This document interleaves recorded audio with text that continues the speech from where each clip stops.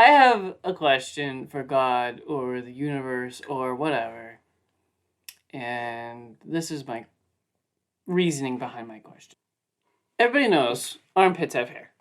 And everybody knows that the two ugly spots have hair. Following this logic, shouldn't the back of your knees have hair? I knew you were gonna go there. Like really, really long hair, like really, really hairy people like Spencer probably have like fine hair. But I'm saying like long, straggly, pube-like hair. No. Why? At this point. They both just checked. Well, I mean, I barely have hair on like my inner thighs. Like for some reason, there's just two parts. I'm saying like I know, your but armpit has long ass hair. Why not? I mean, that's the you. Knees. Okay, but the question still stands. Yes. You have armpit hair. Why don't you have knee pit hair? Yes. And this is why some of us have facial hair. To cover up the ugly. It's where you were good. No. So you're like, Spencer. never mind. Like that was a good joke, but that's not where I was going. Yeah, fine. I think it's because God knew the same reason that he knew men would look weird without nipples. Humans shouldn't have hair at their kneecaps or and their knee pits. And yet we grow it out our nose and ears. Why? Why? Why? Well, in other news, this week, Jacob has discovered nose hair trimmers. Tune in next week for the next grooming tool review. Dick and balls. Just gonna pull out a freaking weed whacker. Ow. Yeah. I mean, Spencer, yeah. Yeah! Try being me! Gotta spend a total fucking machete man. Gotta spend like 4 hours of my life every week. Yeah. Spencer in the shower is like those movies in the jungle where they have a machete and they're just... It's true. Why buy a comic that might cost more than a dime? Come meet the brothers who are here to waste your time. Well, welcome back to the Dime Comic Bros podcast. Welcome back to the Dime Comic Bros podcast. I am one of your three hosts, Colin, joined by Spencer. Yeah. And Jacob. Hello. Hello. So in the news, Sony released the second trailer for Venom: Let There Be Carnage on YouTube. I bet $10 that Colin didn't watch it because I didn't either. Nope. Cool. It was fine. Wow. Moving on. I saw a scene, and Venom was a little bitch boy until he was told that he could eat everyone. It's fine. I do hope it is okay. I really do. But whatever. Carnage design-wise looks solid. Cletus Cassidy literally bites Eddie Brock's finger. Just like, give me your blood. So they're kind of adapting the whole, that's why Carnage is red and angry thing, I guess. I don't know. Did he actually make the la la la la la la sound effect? Pretty close. I am excited for Carnage. I'm not too excited. I'm not excited. I'm just... I do hope it's good. I'm just not getting excited. That's for sure. I hope it's all right. I hope it's decent. Well, from StarWars.com, Disney Plus announced the second season of the critically acclaimed animated series Star Wars: The Bad Batch, which will launch in 2022. Fans have enthusiastically embraced the action and drama of Star Wars: The Bad Batch, and we are excited to see the Star Wars animated universe continue to expand on Disney Plus, said Michael Paul, president of Disney Plus and ESPN Plus. As the dedicated streaming home for the Star Wars franchise, we can't wait for the second season of this fan-favorite animated series. The entire Lucasfilm animation team and I would like to thank Disney Plus and our fans for the opportunity to continue telling the story of The Bad Batch, added by executive producer Dave Filoni. Yay. This is all I have to say. Yes. Yep. Yay. Please don't go past 3 seasons. Yes. Viewers or listeners, though we may seem unenthusiastic about the show, that's because we blew our load earlier this week when we found out. I mean, yeah, we expected this to happen. This was expected. Anyway. I want to talk about this more, but I'll wait until we talk about this week's episode. From ScreenRant.com, rumored Blue Beetle actor Scolo Menduina has teased his role in the upcoming film with new images on his social media. The young actor got his start with a main role on the hit television series Parenthood on NBC. Since 2018, he has starred as Miguel Diaz on the hit series Cobra Kai, a spin-off sequel series to the Karate Kid trilogy. Cobra Kai has been a critical and audience hit, recently earning an Emmy nomination for Outstanding Comedy Series. In February 2021, it was reported that a Blue Beetle film was being developed with Charm City Kings director Angel Manuel Soto helming the project. The film is reportedly set to be one of many DC films set to premiere exclusively on HBO Max alongside Batgirl. So something that is, I have 2 points on this one. One, very nice that they're getting an actual, authentic Spanish person for this, big win. And also, he's young.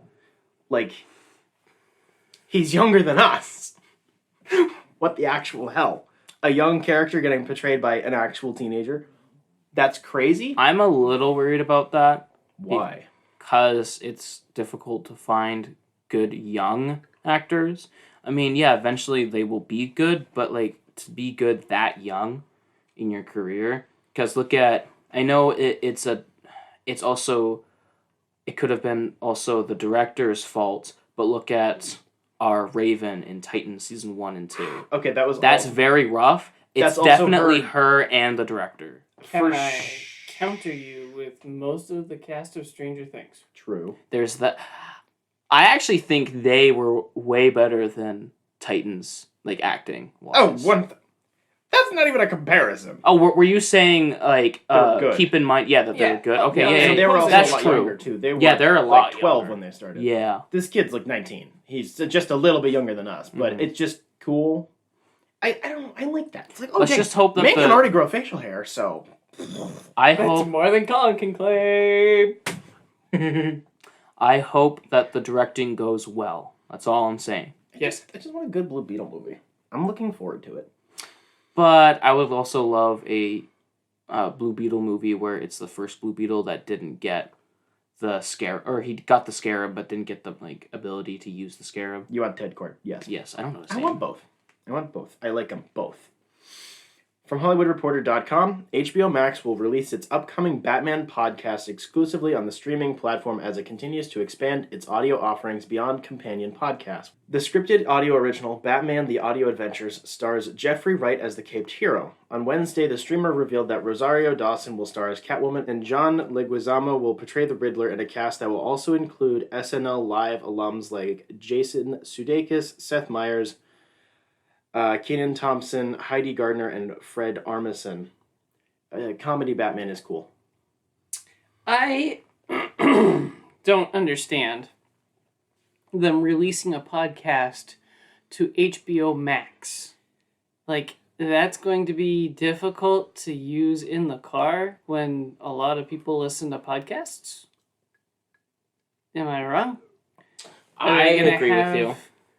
The capability to turn your screen off when listening to a podcast on HBO Max? Is it going to be like a different app using your HBO login?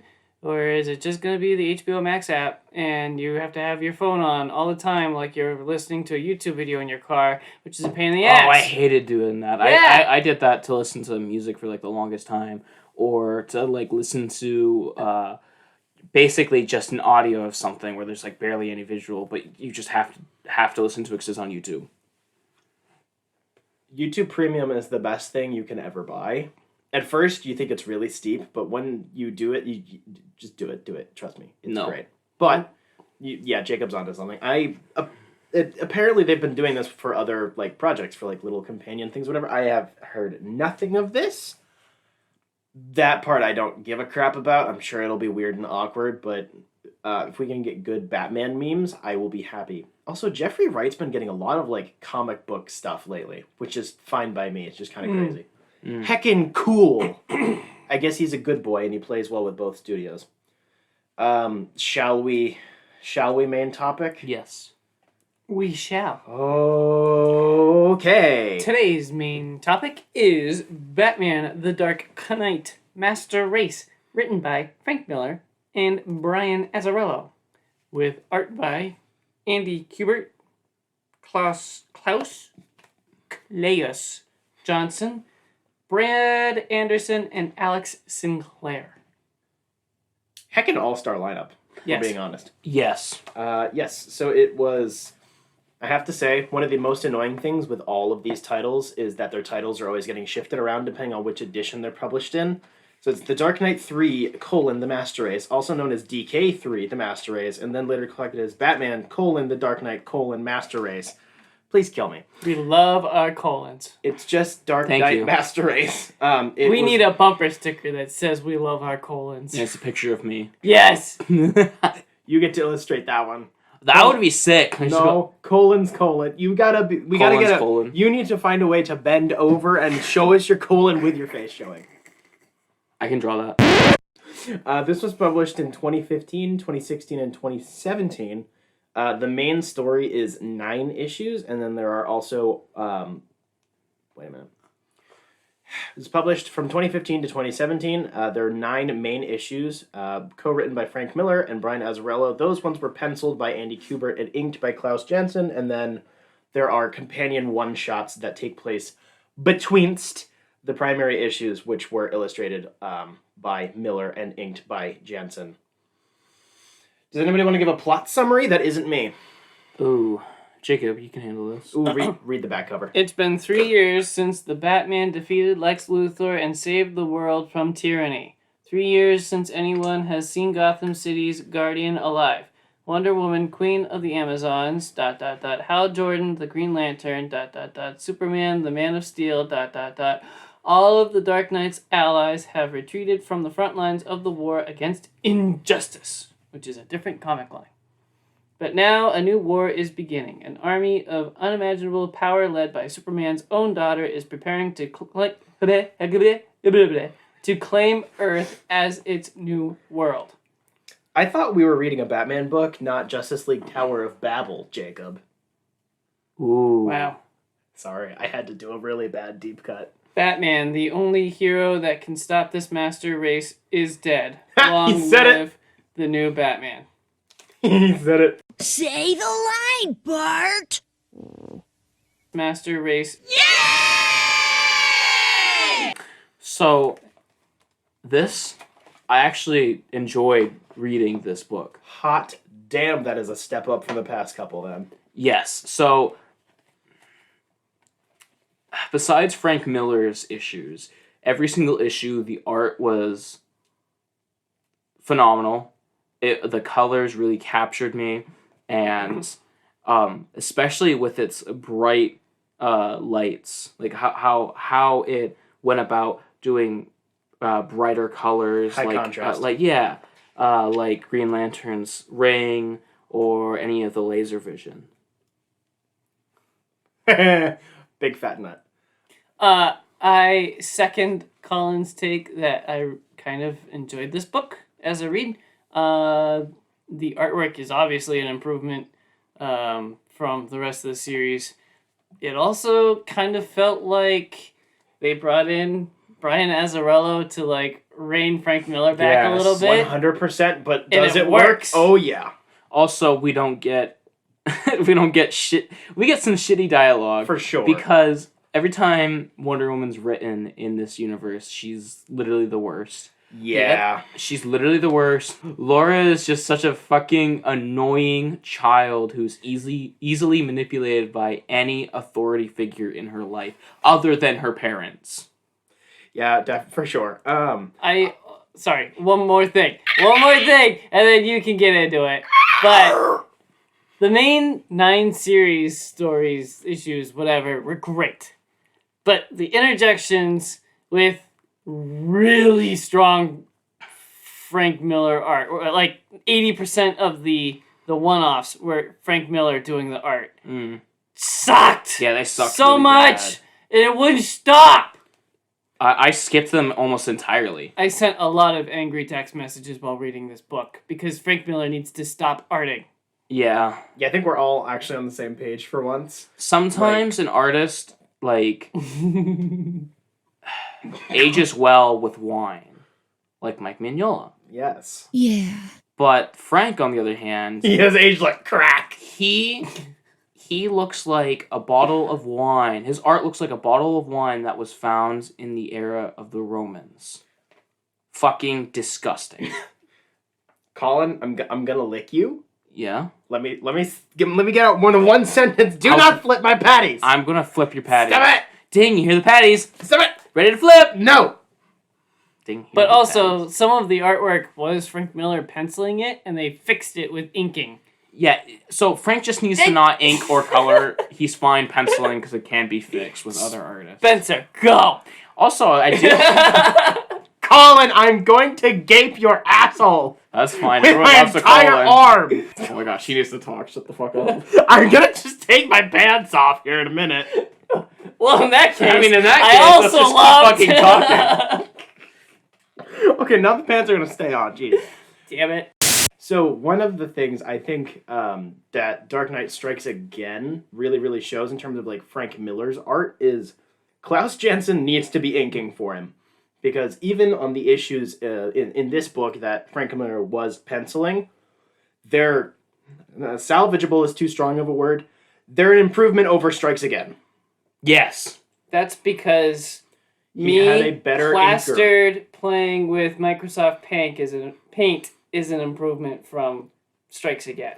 But go True. ahead. Yeah, I just really think that Klaus Janson, because he also did the inking of Returns, so yeah, I think that just really pairs much better with Frank's stinking pencils. But yeah, no, Andy Kubert is awesome, like just Yes. wholesale. Just awesome. He knows how to. I think his style overall, in the other books I've seen him illustrate, he knows how to take some of Frank's ideas and keep them as close as he can while still modernizing them. The only part that was really gross and that he did not fix at all was when we got that picture of Kingpin punching Batman. I mean, I like how you're still calling him Kingpin. It's literally Kingpin. I'm not saying it's. I think it's infinitely better than what it was in the other book, but that I think is because you can't.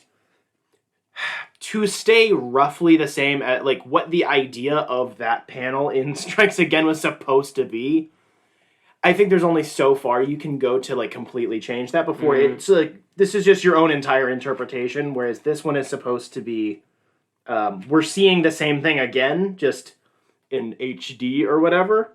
You know, it's not ungodly to look at. It's just not great. But yeah, no, on the whole, Andy Kubert is honestly one of my favorite freaking comic illustrators, like just period.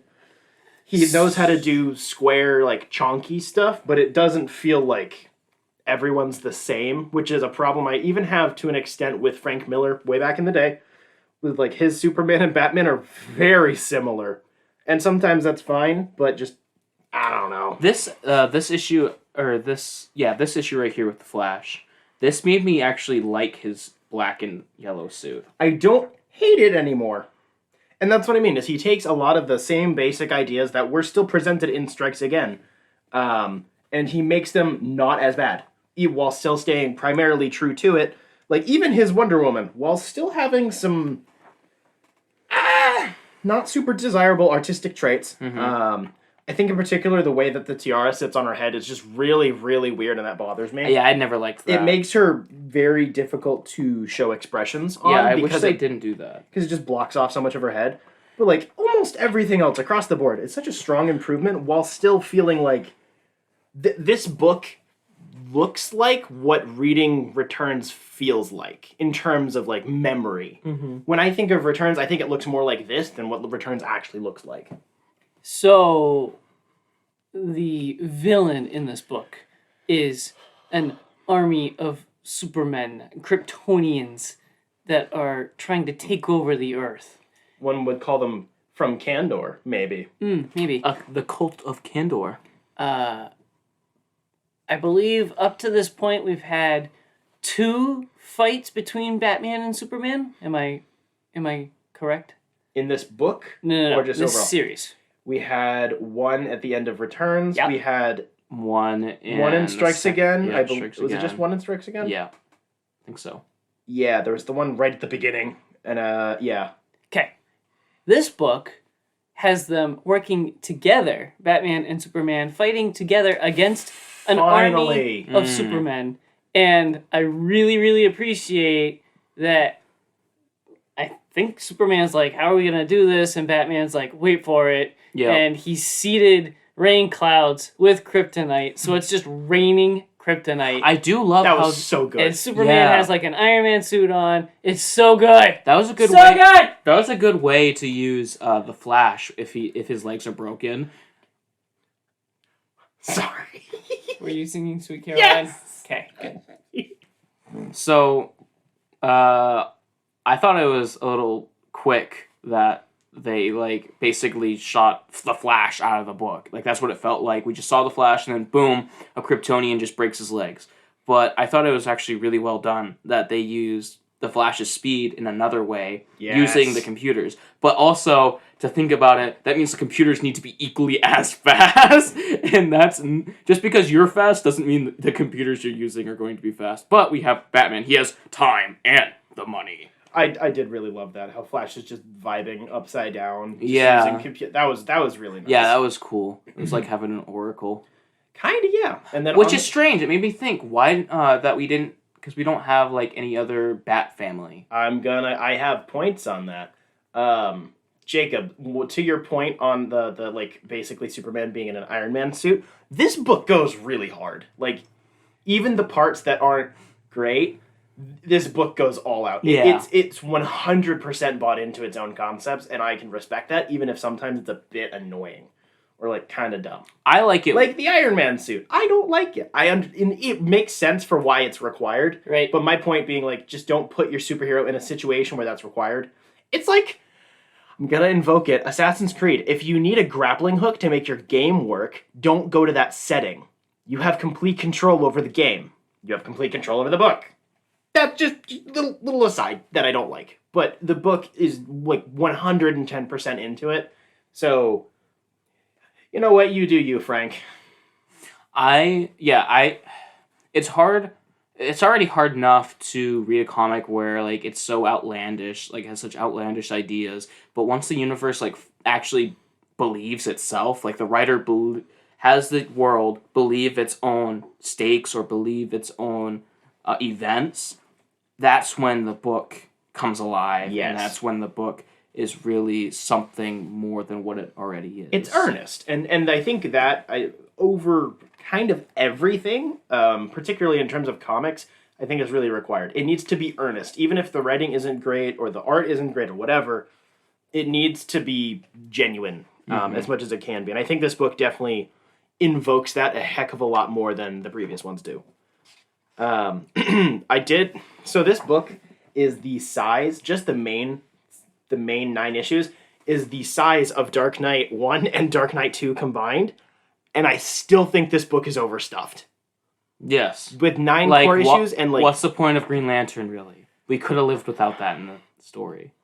So I went and looked into this. Or does it work like the Black Freighter?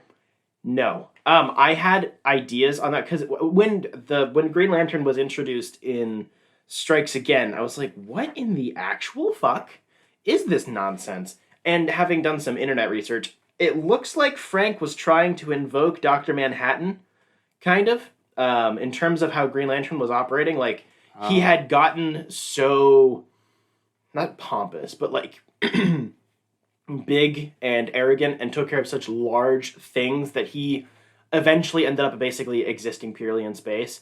And then you can see in this book, so that's why he he's so literally fucking huge. Is an alien. Like in this book, he has like an alien family, like in the middle of nowhere, and he's like, okay, fine, I'll go back to Earth and whatever. And like this book is him kind of learning humility, kind of, and also wearing turbans and looking kind of cool like that. He looked cool like that. That was pretty cool with him using his his own amputated hand. That was cool. That's what the internet is telling me, and I can kind of understand that. I can see that. But damn it, Frank, why? There's almost no point, but also, like, that's fine if you want to, like, give your Green Lantern more character. Yes, because you just used him once, and you want. Yeah, because he was the Deus Ex Machina, essentially, in Strikes Again. And then in this book, I guess it's required to acknowledge that, like you have to take him out of commission for this book and be like, well, we could just use the Deus Ex Machina from the last book. So they're like, crap, we gotta bring him back, cut off his hand and make him go on a journey of self-discovery in the desert or whatever. And that, I guess, works. It's just so mostly done in the tie-in issues, so I don't care because the art is abhorrent. I would disagree almost. The art tie-in issues? Oh, no, the Green Lantern tie-in issues. They're not that bad. By comparison, yes, but they're still not good. They're not. I enjoyed the Green Lantern ones. It was literally... It's boring. They're visually bland as all hell. They're not disgusting, but they're just Frank Miller being boring as hell. Well, yeah. But in comparison with what's-her-face, Laura, literally, why do we always, whenever we see Wonder Woman or Laura, the first thing we see is them in this pose where you see their ass cheeks. Mm-hmm. Also, Batgirl... Batgirl with a bat on her butt and her back. Yeah. And her chest. Can we go back to that whole Frank Miller definitely has some women problems? Yes. Because it's still... Because that means... It's not as like bad as that it one used right to there. be. Batman gives Carrie Kelly a bat suit, and he purposely put a bat on the butt and the back. Bit yikesy. Yeah, you already hit on the coloring. That was one of my points. Was I overall I love the coloring. The contrast is excellent. Yeah, Laura. The correct pronunciation, good sir, is Lara, but whatever. Who gives a fuck? Supergirl. Yeah, she's very obnoxious. Annoying. It's just let's make her go through effectively Superman's arc, but super quickly. These look like Mignola aliens. Yes. And that's why he likes it. That is all. But he hates Mignola aliens. Continue. Dude, the covers Like of this book are some of all the covers bangers. are amazing. So yeah, the structure of how the one-shots integrate with the main story is complete cringe. I hate it because most of what happens in the one-shots is relevant.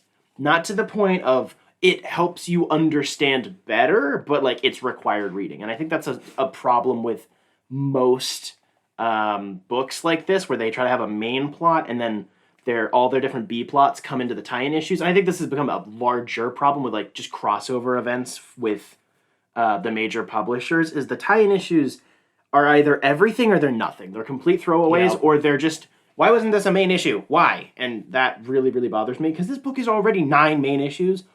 But it's huge. Yeah.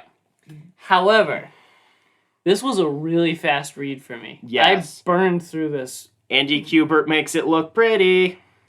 It's also, I think, a lot less reading.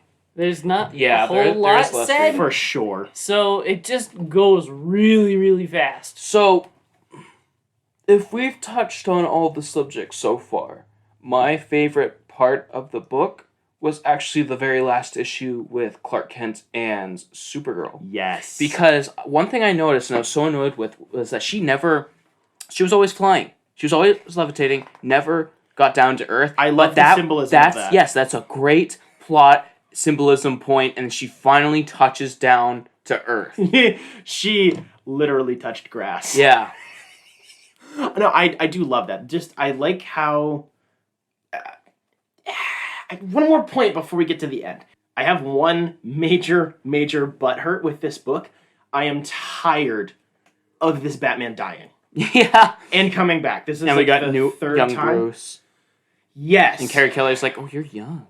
So, I appreciate the idea, in this book, he kind of takes in the Oracle role of in and of himself for Batgirl, in a way. I liked that, and I liked the fact that the lie that she constructed was like, oh, he died shortly after the battle of the last book. I kind of would have liked that, honestly. If it's like, it was a slow death that just kind of happened offhand. I don't know. There's something about that I would have liked, but... And yet you start with, I thought this was a Batman book and not a Justice League book. Kill him in the beginning, but it's a Batman book. I'm gonna explain Batman that. book, not a Bruce Wayne book. I'm gonna explain that because this book is Carrie Kelly being Batgirl and being essentially turned into Batman. Like, this is her actual coming of age book. She's finally Batwoman. Exactly. I gotta say, the purple and green suit is disgusting. Who Yep. the fuck came up with that? Okay, but it worked in one setting where where Yindel was talking about Batman and Batgirl. She said, "Then came a dark, thunderous cloud and a strike of lightning." That's cool because he was in the background where he was the cloud and she was striking. That's fair. That was cool, and that's such a cool representation of like Batman and Robin. A thunderous cloud and a strike of lightning. That's badass. There are some lines that are badass. I could definitely agree with that. And Baba Booey. But why on What? earth was it purple and green? Not... Those you are could... Joker colors. Also true. True. I think if you wanted to do that exact same effect, you could have made a bat suit in Robin colors. Or she just could have had a Robin suit. I think this book finally establishing her outside of the Robin mantle is a good thing. I think Yep. that's her growing up, essentially. Because she has been groomed to take over as Batman. If you read the other works in this series, some of which we've already done, some of which we'll get to later, Batman is less so looking for a companion and more so looking for a replacement. And I think a replacement. So if we're going as you as a person, I don't think you should be taking up someone's mantle like that. So like you're just living in the shadow. You should be your own thing. And that is the point of her being Batwoman by the end, rather than Robin, who is by definition a sidekick. But Robin could be its own thing. So say Kind so of. this is how it looks. So say, just for names, Frank, and then you have Frank's son. That's what it is. And then growing up you become Frank and Colin. Frank and Colin, and then when you're older, it's Colin. Yes! That's how I see Batman and Robin. Robin could you're still like child and you still become that same person, but you're just growing. I feel like all of these are semantic arguments. This is true. This is just how I There feel. isn't really a definitive answer on that one, but I have to say, the at the end when we have the essentially feminized version of the Batsuit, Yes. and the colors are inverted, Baba Booey. absolute big fat nut. Yes. That looks fucking amazing. Yes. This is what I like my Batgirls to look like, or my Batwoman, whatever. Yes. When they're not Babs. Babs is allowed to have color because Babs is Babs, and Yes. that's okay. But everybody else, that looks Also- so fucking good. Back to the Batman dying thing. I have to get this out of my system. If this whole universe is like, oh, Batman's dead, Batman's alive, Batman's dead, Batman's alive, why would you have Batman come back to life as a young man while also claiming that this book is like Carrie Kelly growing up and claiming her own autonomy or whatever you want to call it? Like, those two things kind of clash in my opinion, and now it gives her like a 30-year-old Bruce to her like maybe 20-year-old. That just feels weird. So they can Baba Booey. Yep. I'm very confident that that's not what's going on, but it just doesn't strike me as good. I enjoyed confidence, sir. I know. I enjoyed Superman trying to bring back Batman. I thought that was very heartfelt. I wanted it to go wrong. Like, not because I want Batman to be dead, but also because I want Batman to be dead. I want him to genuinely die. Not because the character's a legend, so he will always find a way to come back to life. No, like, the legend will always live. The guy needs to fucking die. It annoys the shit out of me. Okay. This is the fourth fake death or whatever. And now he's a young dude again. Just why? You're setting up a new future for this Batgirl or Batwoman or whatever the hell her name is. And Batman can just do his own thing again. Also, while we're talking annoyances, they brought back Swastika Titty What's-Her-Face yet again to kill Commissioner Yindel and then die. That was it. Diddies. Swastika Titties. Swastika But Titties. Yindel didn't die. No. No. Give me the book. She's like under swastika titty. Yeah, chick, she's and not dead. Neither of them get up. Oh, no, you're right. Also, what the fuck is it with them with tying her to Joker? I don't understand that. Don't Even in the get it. original book, I never really understood that. I thought they were kind of separate characters, and then All-Star Batman and Robin's like, but what if she's like his sidekick? And then I'm going, Joker hates Nazis though. So what the fuck are we doing? Mm-hmm. Why? Also, she does nothing even Nazi-ish. She just wears swastikas. Right. So just, Why? why do they keep bringing back this awful Because character? she's right here. Because Booba. She's alive. It's just written badly. Yeah. So Quite. Brian Azzarello being paired with Frank Miller easily takes the edge off of most of Frank's crappy isms. The overall conflicting notes are still there for sure, and the narration is still very conflicting on who the hell is writing it, but strong improvement. Also, I can say from experience, do not start with this book. Yeah, how did that whole thing go down? I saw the cover and I said, that looks pretty. Wow. And then I found out I have to read a good book first, and then a shitty book, and then this one. And that's True. how I live my life. True. Yikes. So, I feel like, so we have the original, which is like absolute masterclass, and then we have Strikes Again, which is bottom of the barrel. Like, worst comic book I've ever read. Easily one of the worst. And then we have All-Star Batman and Robin, which was like a slight improvement. Yeah. And then this one is a slight improvement on top of that. Strong improvement? Strong improvement. Strong. I guess I don't know. Somewhere in there. How I would tell people is I would be like, okay, read The Dark Knight Returns. Okay, now read this like 2 pages about what you need to know from the second book, and then just go to Master Race. Yep. I feel like you might actually be able to only read 1 and 3. I think there's enough. I think there's enough summary with Batgirl freaking out in the interrogation room and like the storytelling that she does that I think covers Strikes Again well enough. Yeah, I think. I think I'd still give someone like, this is what happens in the second book. Now go to the third one. I mean, you kind of have to. You kind You of don't have to have to. give them a rundown, even if they have read it, because of how unintelligible it is. yes, Right? Like, even if you ask me right now what happens in Strikes Again, I couldn't tell you. I noticed some callbacks from that one, but like whatever. Yes. I do appreciate when Frank Miller does try to do some callbacks to his own work. He does that kind of cleverly. Yep. So do we hope that the next one has another slight improvement? Do we think it'll happen? Oh, Since you said it does, I'm gonna go with maybe. talking about The Last Crusade? Yes. Yes, it does. I've read it. Wow. I read it before I read this one. I'm the only one here that hasn't read it. Yes. Yes. Wow. So, So Bad Batch, Bad Batch. first part of the finale, Yes. episode 15. It's not really the first part of the finale though, because it was left hanging from the last episode. I mean, yeah, but like... We had to rescue Uncle Rambo.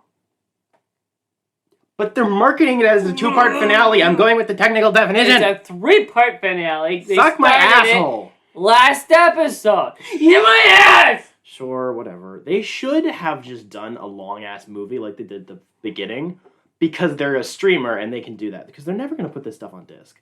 Right. Which sucks. But they should have done that. Because that was awesome. Thoughts?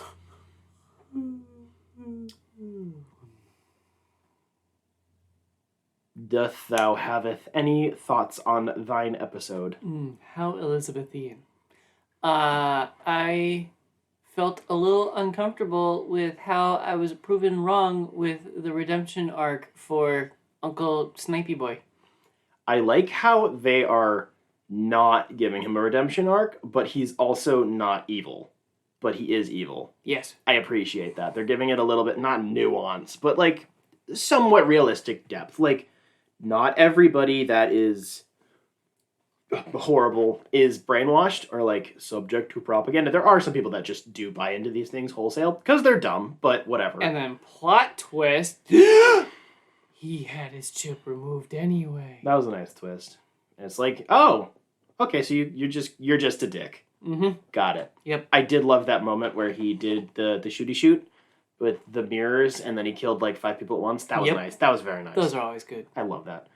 I knew there was something there was gonna be something going on in terms of him, not the reveal in and of itself, but like how the episode and then the previous episode were going. It's like he's up to something that isn't just what the Empire wants him to do, and I appreciated that. They tried to give him a little bit more. He had a little bit more agency than I thought they were gonna give him, and I really appreciated that. The team up was still very nice though. When they played the full version of the Bad Batch theme while they all teamed up for about 2 seconds. Yep. That was oomph. Right in the feels. Right in the fifis. Yep. That was good. You had Omega. Nice. sniping with her bow from the top of the tower, and it just sounds so good, and it looks good, and I want one. Bow, not Omega. Child slavery. There was something I noticed when they got to Camino that I don't know if was present before. I was just saying I don't want a child, I want a bow, but whatever. What were you saying? The Camino musical motif was used in this episode, and I didn't realize that until I played it back. I was like, I know that. Is that the... I can't hum it.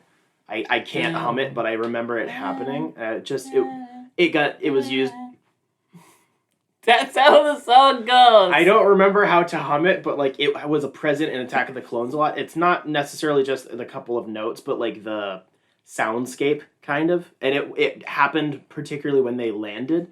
I was like, wait a minute, did it do that at the beginning of the season when they were on Camino? I don't think so, because I probably wouldn't notice because I'm a music dweeb. The same thing, probably, but I just like describing it differently. I was like, also they blow up Camino. Yeah, that was kind of big. Yeah, that's a very big way to end it. Of just my note literally says, "Well, there goes Camino." Like that's how they should have titled the chapter. That name of the episode. Well, there goes Camino. Episode 15. I like the fact that they're explaining how the Empire now has control of cloning technology, because I think that was not a plot hole, but like one of those things that's kind of like a lingering question, like in the sequel trilogy, essentially, is who has control of this technology? Why did nobody do this before? Blah, blah, blah, whatever.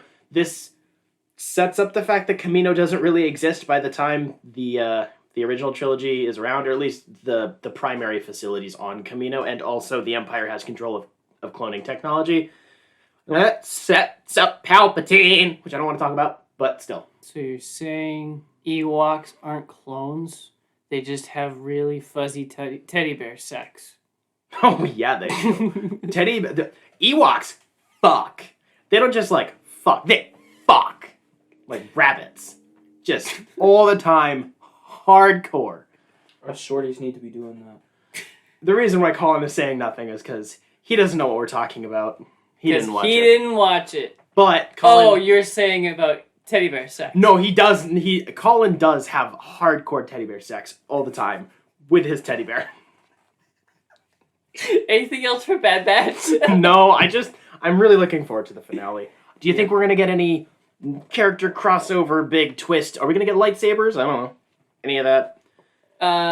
It's probably going to be something that has me asking what, because I haven't seen all of Clone Wars. So whatever you can pull out of your ass with that hint, so I can say I called it, go for it.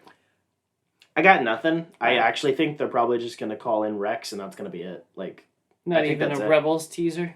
I mean, that kind of is, because Rex is in Rebels. Wow. I think that's it. I'm happy with that. So, Colin, because you didn't watch the TV show, you get to talk about what you did this week first.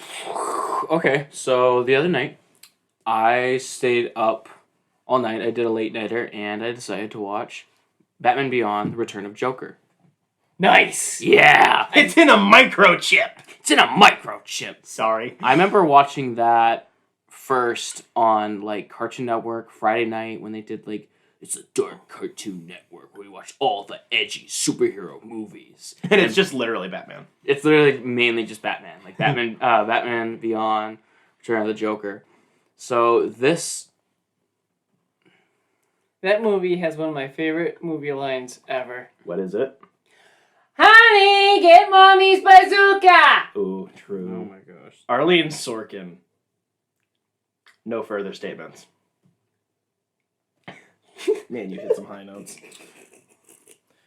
So that flashback is so good. Yes. So to read the synopsis, in the Gotham City of the future, an older Bruce Wayne trains a college student, Terry McGinnis, to replace him as Batman. Meanwhile, the Joker has reemerged as the leader of the Jokers, a gang inspired by their evil hero who was previously thought to be dead. Terry tries to stop the theft of the communications gear by the Jokers, with a Z, but the Joker narrowly escapes. The truth about the Joker's life and death slowly emerges through violent confrontations.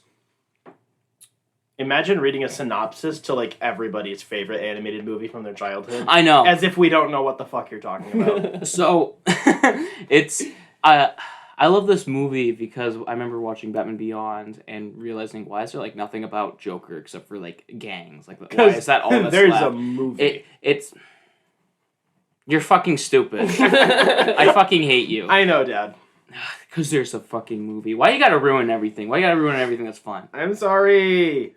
I'm not. I just love how Batman Beyond likes to like show different versions of the old supervillains, even though it's supposed to be, new superhero. But this movie, the animation is just great. Because sometimes it's really shitty in the old Batman Beyond, especially season 3, where it's like everything's so fucking bright, but they're dark colors. It's just the highlights are so it so pops. One of my favorite gags in that movie is Joker pulls a gun and it's bang, and it has the stick with the flag hanging out that says bang, and everybody's like, oh. And then he pulls the trigger again. And it actually kills him. Yeah. Yeah. So good. They get shot right into him, and the Joker gas is just spewing out of it. Did you watch the censored or the uncensored version? I watched the HBO Max version, so it's... that's the uncensored one, right? Yes. Does because Joker get shot or does he get electrocuted? To finish my fucking sentence, yes, it is the censored one because he gets shot, where the uncensored one is he gets pushed. Yeah, he gets pushed by Tim Drake, who is little Joker boy, and he gets caught up. The Joker gets caught up on his own gizmos and shit and gets electrocuted to death. That is the uncensored version. And HBO Max has the censored version, sadly. The flashback, I love the flashback. I forgot how well done it was. But what was funny was every time we saw Batman doing anything, he was punching people or throwing people around, and Babs was just talking to people. And there's like, they reused the character design. They used Black Canary as a bystander, but it wasn't Black Canary. Yeah. Or it could be, but you don't know. Bruce Timm needs a bonk. Yes. Just on the censored bit, it's so bizarre on how that happened, because you could almost argue that the censored version is more disturbing. Almost. It's at least in terms of the Joker death scene. Almost everything else, the changes are very tiny. Mm-hmm. But like that is almost more disturbing. It's less physically violent, like in terms of what you see. But like, oops, I pushed him and he just got electrocuted. Like, that's pretty freaking brutal. That's the uncensored, yeah. It's just weird. Like, I don't know. It's strange. I like the uncensored version better. Because also when we get to see what happened to Tim through the theater room, the Joker says, "What the heck?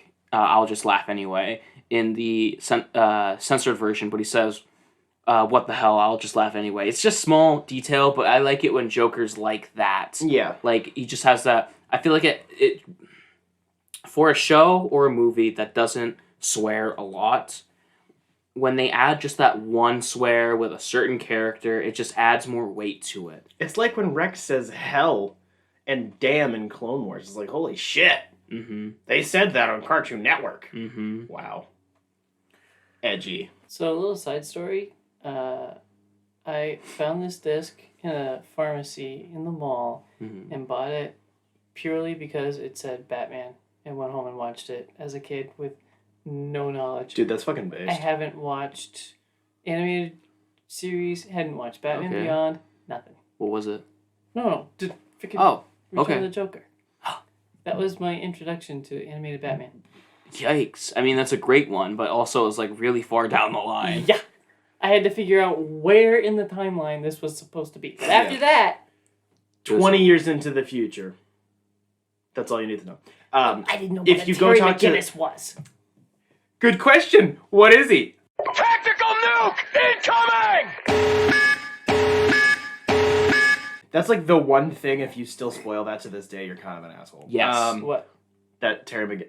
Wait, does he not know? Wait, have you seen... Do you not know? Wait, stop. Shut the fuck up for a minute. Epilogue. Shut up. Have you seen Justice League Unlimited? Like, all the episodes? No. So you haven't seen the one where Batman Beyond's in it? Nope. Okay, we'll just show him that one episode. No. You can watch that one episode without watching Justice League. It's literally its own thing. mean, I've yes. seen a bunch of Justice Yeah, League. it's the but I last haven't made episode. it into It's the last episode Of Justice League. No, season 2. I don't think so. I watched it when I stayed up. Last episode, season 2. Batman Beyond, the show started in 99. I knew that. And then the movie came out... 2000, my bad. Okay, and so when did the Justice League come out? Justice League Unlimited was 2001. Okay, so never mind. I was about to say it was weird what suit they used, even though canonically the Batman suit is the same suit in every single scenario. Because there was a line, the DCAU just got messed up with the Justice League accidentally. True. Because the one line Joker says is, "You got no cape and your ears are too long, but I like your style." And I was like, thinking about the Justice League, and then I remembered that it's all the same suits. So the Joker that we know knows Batman for his ears in the flashback, which are short, but his ears are long in the Justice League, because the Justice League does take place after animated series. I can see what you're going with that, but Yeah. I think it's way more literal than you think. It's the matter of Joker never encountered Batman in the Batman Beyond suit. Yes. No. Wrong. Joker's... Oh, Batman Beyond. Sorry, I thought you said Batman from Justice League. The red and black suit, Yes. Joker never encountered. Yes. That's it. But Yes. also, I think it's also literally just an insult. It doesn't matter if it's technically Well, I get correct. that, but I'm just saying the long ears, because he had long ears in Justice League. But that's just because it's the same suit. It was just drawn differently, so that suit's supposed to have short ears. Technically, that suit's supposed to have the circle emblem, because it's all the same suit. But anyways, this is getting cut out. Nope. And I really enjoyed Batman Beyond, The Return of the Joker, and I'll watch it again and again and again. Can I say one thing? No. The microchip is so outdated. Oh, shit, I totally forgot to talk about that. Like, the biggest part The of... actual twist? Yes, the actual twist. Tim Drake became the Joker. He had his Joker origin story. I really liked that. Also, it was a little strange because it is very strange that his whole body got morphed. Oh, that's Like, crazy. it's It was not just very like 2000s. it's not like thick using. They should have drawn Tim Drake skinnier. That would have made sense. But whatever. It was just drawn. They wanted to make Tim thick because he kind of looks like Bruce, like an older Bruce. He does. I love how they hint at Nightwing. Nightwing is such a phenomenon in the Batman Beyond universe, in the cartoons, because you never see him. I know you do in the comics, but you never see him in the show, and they just hint at him all the time. He's such a phenomenon. He's like, him and Tim are like, they take certain parts from Jason, Correct. and they become their own, until we got the comics. Batman Beyond, I really enjoyed it. Go. My point was just that the microchip is like, holy shit, this was made in 2000. Oh, yeah. But more like one microchip that, when you look at it on That's the not guy, in it his looks brain, like the that's on size his- of a mole. Like, And it's on how his did neck and not in how his did brain. nobody ever notice that it's like this big? Like, you'd see that. How How did his wife not pick at it? Yeah, like, what the fuck? We thought microchips could, like, override your DNA. Like, what the fuck? I love it. It's just like, holy shit. Also, we have splicing in Batman Beyond, but that's like 20 years into the future. So when Spencer's finally done sucking, I read Avengers Forever 1 through 12 in a collected book. It's written by Kurt Busiek and Roger Stern and illustrated by Carlos Pacheco and Jesus Marino. Wow. Wow. Came out in 98, I believe, originally. Came out in 98, as far as I know. Amazing. It's a thin book, but it's deceiving. I'm going to say right now, Spencer has to read it. Colin will not like it, because I had a hard time concentrating with my monkey brain. Then why are you forcing it down my throat? Because you're going to love it.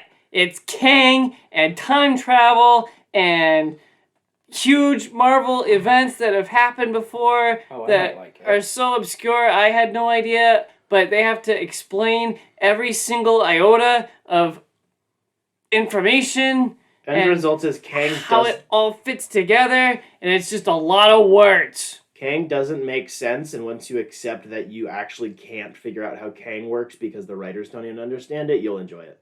But they try to make sense of it. Yeah, but it's and that's what turned me off, because it's so many words. We don't like. Monkey Boy. Yes, I turned into Monkey Boy reading this book. But Spencer's gonna love it, because he's into that. Oh, I'm into that. It's 328 pages. The artwork is fairly cool. Definitely looks like a 90s baby, but it's not terrible like X-Men 90s or 90s X-Men or something like that. Like it's good 90s. It's very complicated. The last 2 or 3 issues wrap it up pretty well. It's like, all right, the other 3/4 of this series finally makes sense because I read the last 3 issues, basically. But it's fine. It's usually $30. I got it for $8. Whoa. Great deal.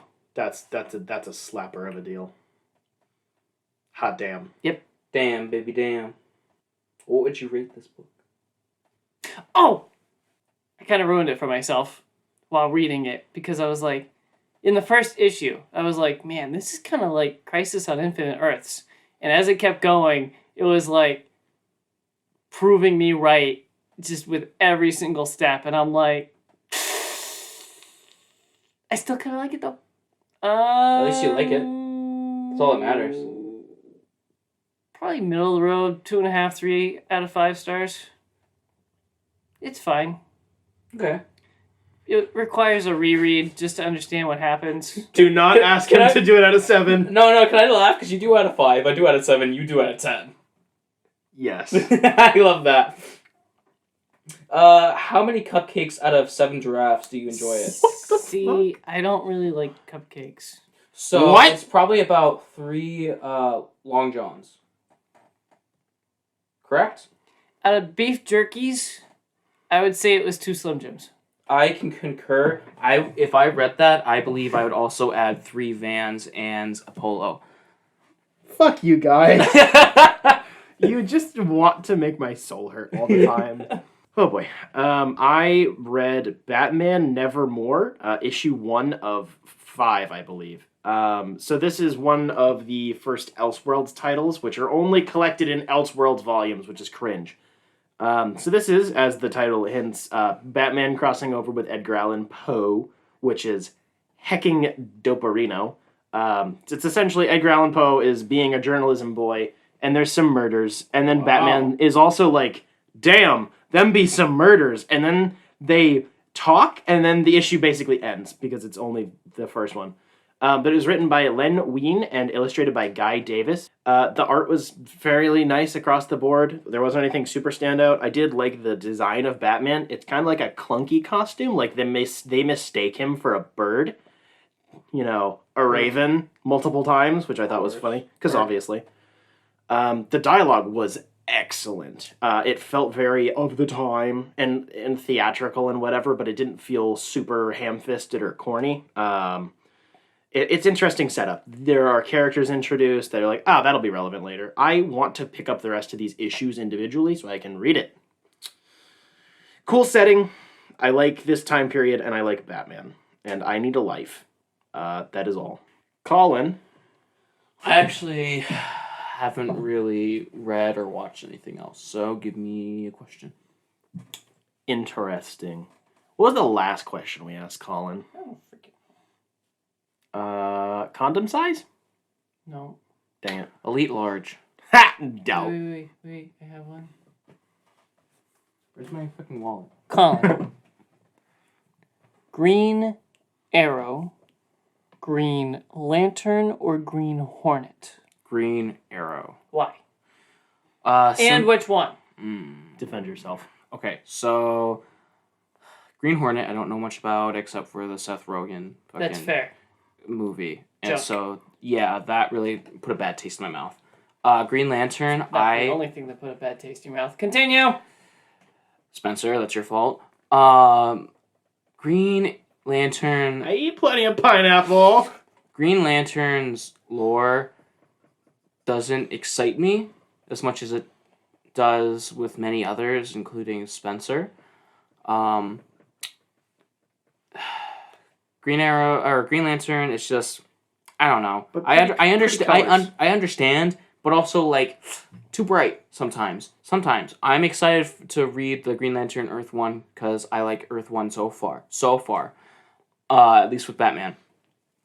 And Green Arrow, I think the way I got introduced to him through Batman Beyond. I mean, not Batman Beyond, sorry. Batman Brave and the Bold. Nice. And The Batman, where we briefly got to see him in that.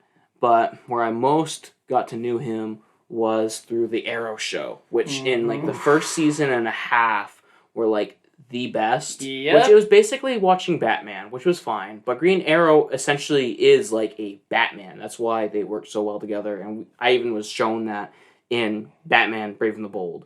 But Green Arrow just seems more interesting to me. And also I like how shitty he is as a parent sometimes, because it just gives better stories, better conflicts with his other, like his counterparts, especially with Roy.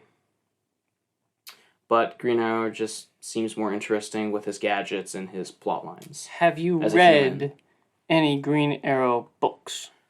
I have not actually. Oh, another big introduction to him was Justice League Unlimited. That Yep. was one of my favorite versions of him, and it still is, Very because nice. he's like, I care about the little guys. He's almost like a Marvel or a DC Daredevil to me.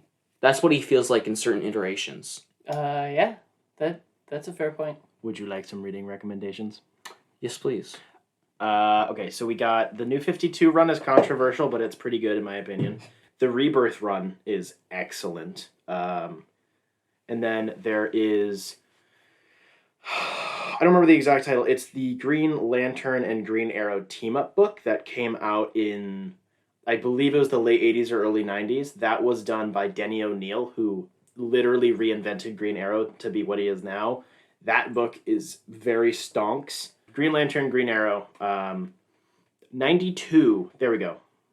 Also known as Hard Traveling Heroes. It was just Road Trip, but with those two, which is pretty cool. And then any of the Green Arrow and Black Canary books, like them team-up books are heckin' doperino. Just adorable. Yes. Probably Rebirth would be right up your alley, though, in terms of, like, modern and also of the same quality. Yeah, I'll probably start with that. I would recommend it. I'll check it out. Man Needs an Earth 1 book. Also year 1, but that's kind of the generic starting point for everybody. Yeah. Jacob. I read... I only just realized how long the title was. I thought it was just Trinity. Oh boy. But it turns out to be Batman /Superman /Wonder Woman : Trinity. I'm going to cut it down to Trinity. Doesn't matter. It was written and drawn by Matt Wagner in 2003. It was 3 issues. It really just feels like it's ripped straight out of the animated series. Like Ooh. Batman or Superman animated. Whoa. That's kind of the similar artwork. Mm-hmm. Um, Similar to like Bruce Timm. Yeah, Yeah. I would say... I was going to say better. That's Clearer? okay. Higher definition, maybe? I mean, you can say better than Bruce Timm because Yeah, I don't- Bruce Timm's I good. don't know, I man. don't need to be stoned online. I mean, you can. It's an opinion. I mean, you have. can be stoned online and we can record it. Yeah. No. Because then I would lose my job. The plot has a surprising amount of villains in it. The biggest takeaway that I had was it was really funny when Batman meets Wonder Woman and she's like about to leave and jumps in her invisible jet and flies away, and Batman's like, I want one of those. But it's a simple read. Like, that's just how I felt when I finished it. It's a simple comic book read. It's over the top. Bad guys just want to nuke the world for global domination, and the Trinity meets each other and just teams up and stops it, and that's it. Superman is the Boy Scout. Batman just wants to work alone because he's Batman. And Wonder Woman feels things because woman or something. She wasn't really written all that well. It's just typical Trinity stuff. Like, all the same problems, all the same good things. It was just animated series, good vibes. Then why are you shoving this one down my throat? Because I like it. It's simple, comic book, fun story, And also, like I told you earlier, it's one shat worth of reading. Fine. I accept your deep throating. Maybe 2 shats if it's a really quick shat, but it's a really quick read. Nice. I don't know what else to add, really. It's just simple and fun, and I liked it, despite its flaws. Cool. Trinity's cool. You're not going to give me any transition at all. I was Jeez. working on a Matrix line, but it's been a while. And then I couldn't even remember her name, so... There would actually be a pretty good way to work that into what I would be talking about, because I watched Gunpowder Milkshake. Huh? Gunpowder Milkshake. It is a movie, which is on Netflix. It is a Netflix exclusive. Not produced by them, as far as I'm aware. It was directed by Navot Papushido. I do not know how to pronounce your name, sorry. Written by said previous director, and then Ehud Levitsky. I have never heard of these people before in my life. Okay. I think it's a directorial debut. So while heavily inspired by John Wick, the movie brings a lighter tone with solid humor and a nice progressive message without being overly cliche. The dialogue can be rough, and there are definitely some cringy lines, which will be excellent ammo for idiotic trolls. Cough, cough, the quartering. But the earnest messaging and craft always outweighs some bad moments, like anything else. Excellent performances all around, creative and fun choreography break up the gung fu with a bit more of a feminine taste, and I'm very here for it. Essentially, it's John Wick, but Karen Gillan. So, I'm here. I'm yes. It deals with this woman. She's a hit lady, and she wants to not be a hit lady anymore. Her mommy was a hit lady, and that didn't go well. And then she accidentally does a hit, but it's mixed up in the shenanigans for the company that she's contracted by. It's weird. I can't really explain the plot very well. But yeah, it's got secret organization stuff. It's definitely John Wick inspired, but it's also got a very all-star cast. You can tell that it was made on a low budget, but it does really well with its craft in terms of cinematography and directing. And the gung fu is just really good. It feels like, what if we had... So if we're going to stereotype really hard right now and say John Wick is for 20-year-old edgy boys who want to feel smart because they like gung fu. This is like kind of like 16-year-old white girls. Kinda. And I don't mean that in a very derogatory sense, but it's kind of like that. It's lighter. It has a similar sense of just overall aesthetic and like plot and characters and whatever, but it's definitely inspired by, it's not trying to be a ripoff or anything. And it has a butt ton of chicks, and it's just cool and fun and quippy without being Marvel quippy, you know, that sort of comedy that I think we're all kind of getting tired of at this point. Yes. It's fun, it's light, it's got some good effects, some very nice gun stuff. I like watching Karen Gillan kick the shit out of people. What else can I say? Well, you know what else has great effect? The end of the show? Being supported by our patrons. True! And that can only happen when our listeners go to www.patreon.com/dimecomicbros and signs up at one of the 3 tier levels. Which are 5, 10, and 15. Which come with different rewards. Because that's how Patreon works, folks. Wait, is it even 5, 10, and 15? No. No, it's not. I don't remember what tier. You It's said- 1, 5, and 15. Yeah, there we 1. go. Yeah, but you just said 10 because... I remember. Because Business Casual is a simp, and they give us double money for nothing extra. Because simp. Simp. Yeah, bunch of simps. Very true. Also, we are simped after by Wesley Eaton and Jeff Lawrence. Correct. So thank you to our current patrons. And by the time that they are hearing this, they should have received their new stickers and shiznit. Sexy stickers. Those were very recently sent out in the mail. So sexy. Very sexy. Good job, Colin. Thanks. I took another all-nighter for the drawing. Very nice.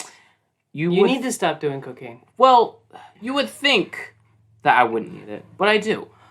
You would think that just adding a couple berries to the drawing would wouldn't take long. But those no. dingleberries... A couple berries take a long time. Yeah. They took a while because, yeah. I don't want to do my joke anymore. I don't want to do my joke anymore. We are also supported by our partners at Jetpack Comics and Games in downtown Rochester, New Hampshire. Ooh woo. I went there today, Oh. and then I left, and then I met up with Spencer, and we had lunch, and then we went back to Jetpack because it's so cool. And you should go there too. They have a lot of cool stuff, and they help us make the show. If we ever get any like real sponsorships, we need to have Jacob do those segments exclusively because he is so convincing for this. Just despite my flat voice, I'm really excited about Jetpack partnering with us. wow. Wow. Now tell us about You stole my wow, you asshole! Now tell us about Manscaped or Wix. Manscaped comes in all shapes and sizes and tools so that even you can shave the back of your kneecaps.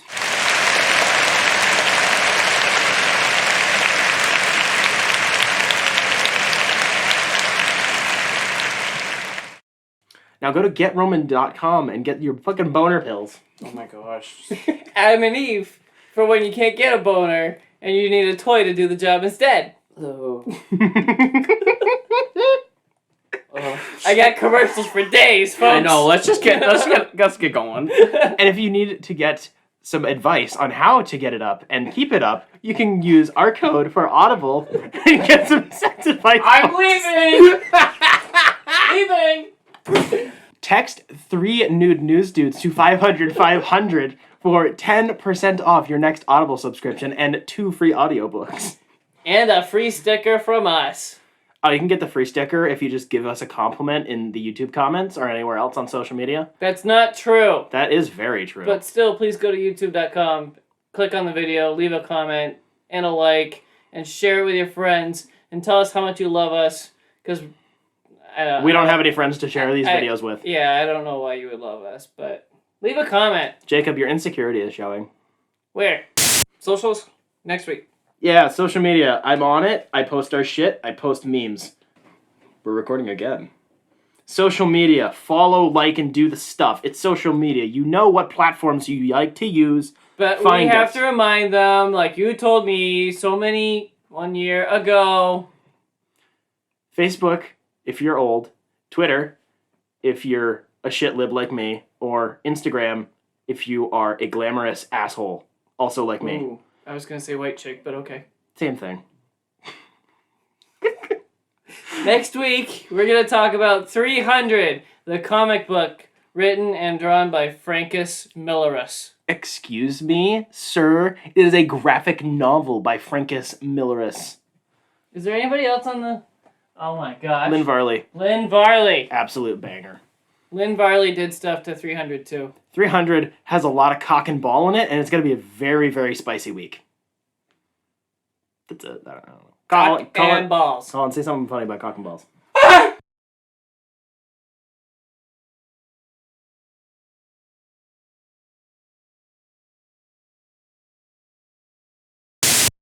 I have a question for God or the universe or whatever. And this is my reasoning behind my question.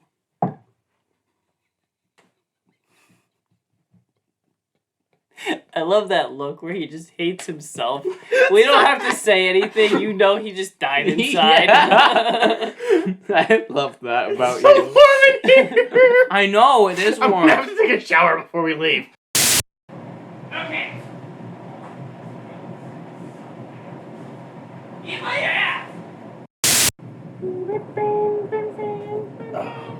My butthole is so wet. You know when you get to the point of being soaked enough where like you're not going to be dry until you change? Like your clothes just like, that's just too wet. I read a I protect my nads very carefully. Thank you I very much. apparently don't. No, you don't. Except for that one time where I yeeted them onto the seat so hard you could hear it.